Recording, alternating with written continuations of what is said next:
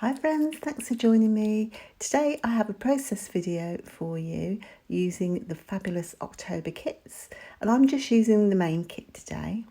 And I had a little challenge as part of the design team to use border punches and make a circular design. So I kind of combined the two together, and I'm going to make a little rosette but have a border punched edge. So you can see here I've cut out that beautiful mustard paper, and I've just punched the edge of the paper with one of my fancy border punches. I think it's an old Martha Stewart punch. All my border punches are really old now. So, but you could use any border punch. This one's quite fancy and detailed. I do make some other rosettes, and I just use a scallop punch.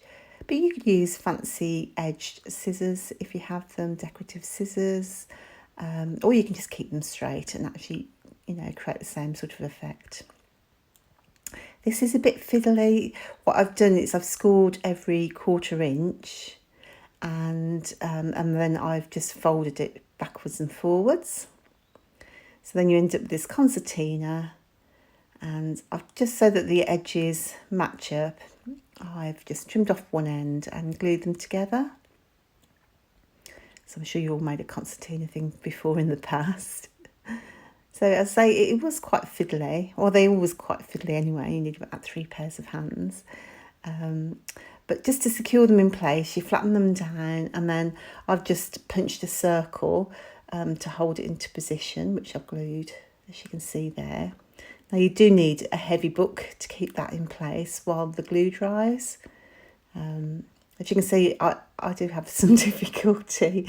I didn't think my folds were quite stiff enough, so I'm just going back and using my bone folder again just to get them a little bit more crisp.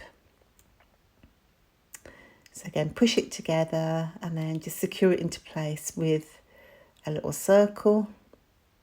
You do need quite a lot of glue, as you can see here. They just pop it back if they're not in place for long enough. So what I think I find is I just need to hold it a little bit longer while that glue goes tacky. Excuse me. And once it goes tacky, you can just leave it to dry under that heavy book to keep it into position.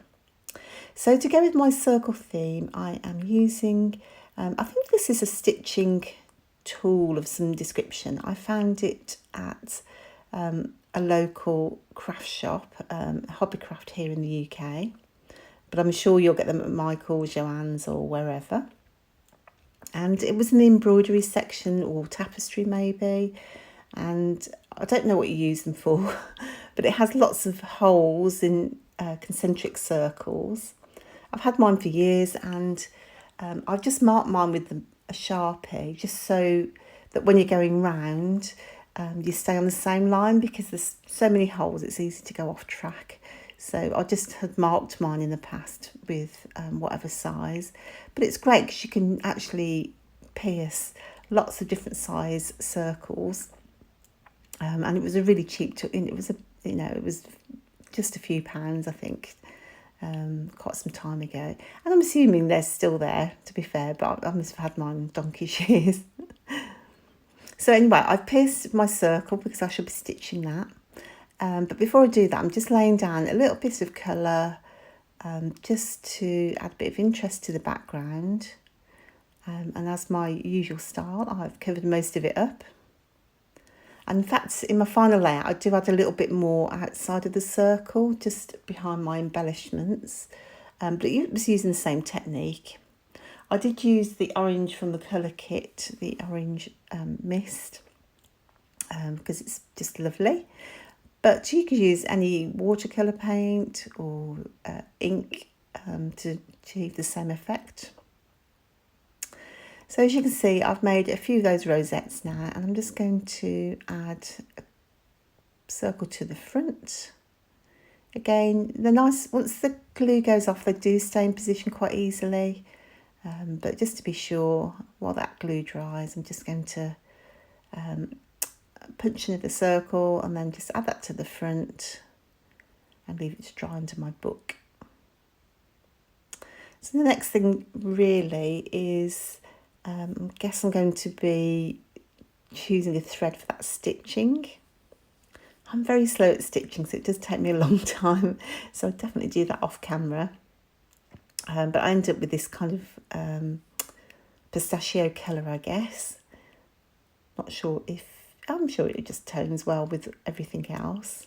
But it's very light anyway, it's very light stitching. So my top tip would be, if you're doing a stitching circle like this, for example, is to start where your embellishments might cover part of the circle up, because of course you need to go up and down through your pierced holes, and sometimes you don't get the right amount, and then you end up with, not being able to join up the circle.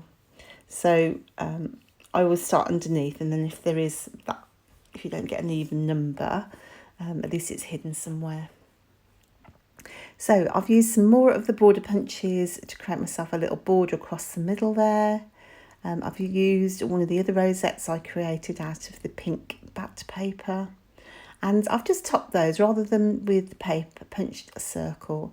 I have used some of the cardstock stickers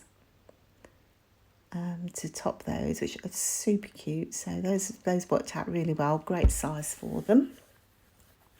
And then that pink rosette is actually used the scallop punch for that one rather than my fancy punch. But as I say, you can use decorative scissors as well to get the same effect. I always find there's so much to choose from in the kit, so you think, oh, what shall I use, what shall I use? So I do have a little procrastination as to, shall I use some of those stickers, shall I use some of the gorgeous die cuts? Anyway, you can see at the end I use a bit of a mixture of both. There were quite a few kind of Halloween themed items in the main kit die cuts, so I did use some of those, and I love the fact that they were non-traditional, so it wasn't the usual purple and orange, but more subtle and just gorgeous, very tasteful. My kids don't do Halloween anymore because they're too grown up, but it was nice to go back and scrap an old photo. So really I'm just embellishing now, just picking some of those die cuts out, and you'll see I'm just going to use some of those little tiny hearts just to give a little bit of movement to that left hand side. I'll probably do this quite a bit, I imagine. But I can't resist some of those beautiful leaves. I'm an absolute leaf fan, I am. I love leaves. I just love the way they add a bit of movement to a page. I'd cut myself a little tag out of some pattern paper. I'd use it on something else, and then I just thought I'll just tuck that behind my photo.